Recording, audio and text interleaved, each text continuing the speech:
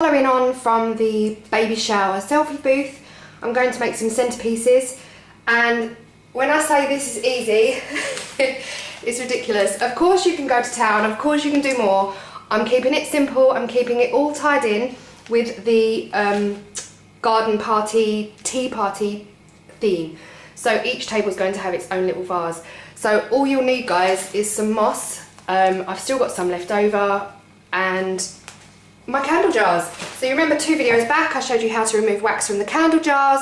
I'm going to use them now. And all I'm going to do is tie it in with the selfie booth, put some moss in each jar. I'm not going to glue it in because these are not permanent things. It's not like the mum's going to take them home and keep them. But I'm going to put some moss in each jar. And then, using my leftover flowers, I'm going to top them off with a flower. And that's it. I can't even pretend this was a 1-minute job, because it's less than a minute. So you're going to place a flower in each jar, and they are going to look beautiful in the centre of the tables at the baby shower. And it all ties together.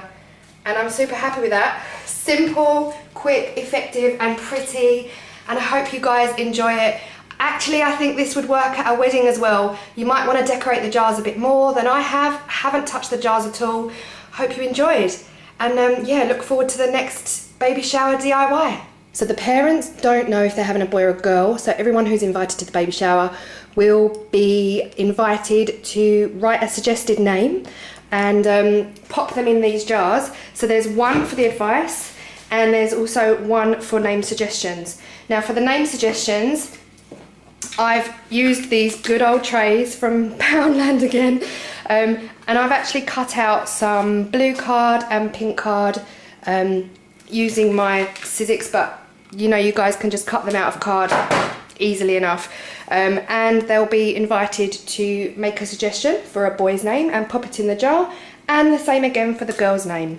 So to create these jars, it's really similar to my old videos, so I won't go through it again, but you know, the good old twine, I do like my twine. I've wrapped some twine around the top and the bottom of the jar and glued it in place, topped it off with a bow at the top, and then added some wooden hearts. This is all in my previous videos, so I won't go through it again, but this is just to show you a suggestion you guys could make for your own. And then I've wrapped some really chintz tea party themed fabric around the middle of the jar. I've only glued it in place with a simple bit of hot glue here. So when you're done, you can just reuse the jar, take it all off. Hot glue comes off of glass really easily, and you can just reuse the jar for anything else. These jars are actually the large Dow Egbert's coffee jars that I got from Costco's, and it might take me a few years to drink the coffee. But yeah, that's idea number 3.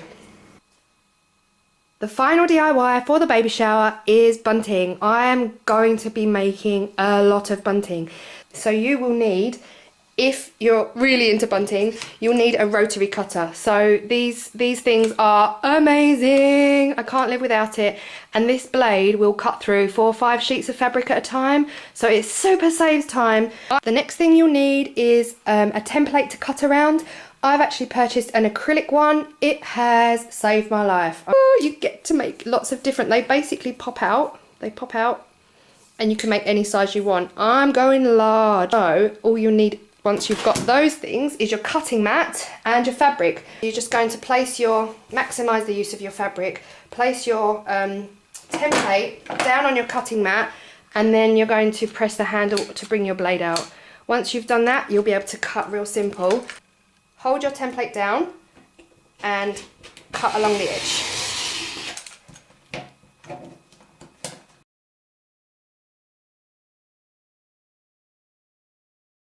Once you've got all your pieces cut out, you're going to sew them together, so you need to sew them facing each other. So pretty side facing each other, pretty much like a sandwich. Make sure the sides are all together, and then just sew the edges. If you're more confident, you just go for it. If you're a beginner sewer, then I would definitely recommend pinning the 2 pieces together to keep them in place. I'm just gonna go for it. Not that I'm in any way professional, but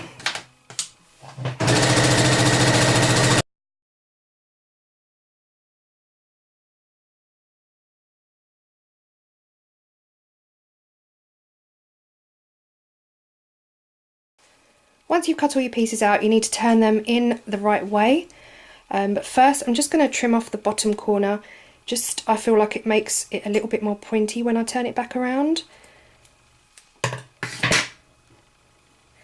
You're going to turn them in around the right way now. To get the point, I do cheat a bit. I actually use a barbecue skewer. So anything really pointy, there's probably a tool for it, you can buy it, but I haven't. I use a barbecue skewer to push the point out to the tip. And then you're going to go ahead and iron every single triangle. Okay, once you've ironed all of your triangles, I'm just pretending for the camera that I've done it, but I've only done 3 just to show you. Still got another 70 to sew and iron. But once you've ironed your triangles, you are going to encase them into the bias binding. Now this is bias binding. If anybody out there hasn't seen it before, it is basically the string that you see at the top of bunting, and you're going to encase your triangles into this groove and sew them into your machine. I'm going to leave about a foot down one end, so that enables them to tie it onto something. I'm not sure where they're going to be hanging it yet, but let's do that.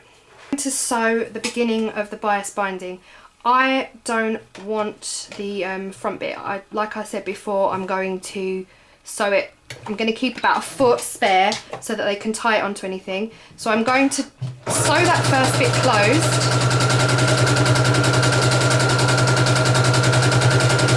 and I think that's enough. What you're going to do then is put the rest of your bias binding on the floor. This is a 50-meter roll, by the way. Put the rest of the bias binding on the floor and just feed your triangles in one at a time. Again, you can pin this, but it does delay the process. I'm going to sneak it in there, just using my fingers, and close it over, and I'm going to go ahead and sew. Once I've touched it, I know that's not coming apart. I'll get a little bit more time to spend a bit more time encasing it into the bias binding, making sure that it's completely in there underneath as well.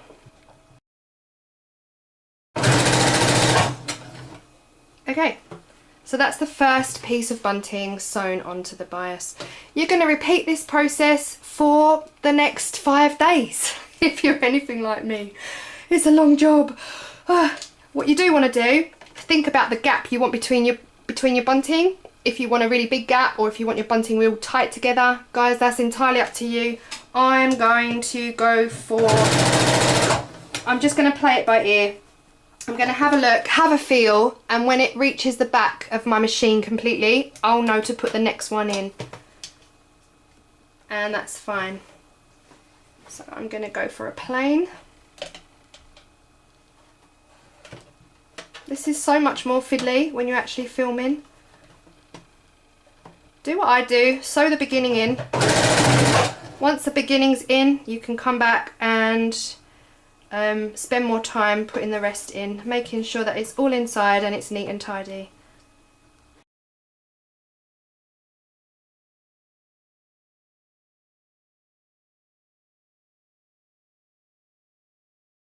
I'm just going to show you that so far.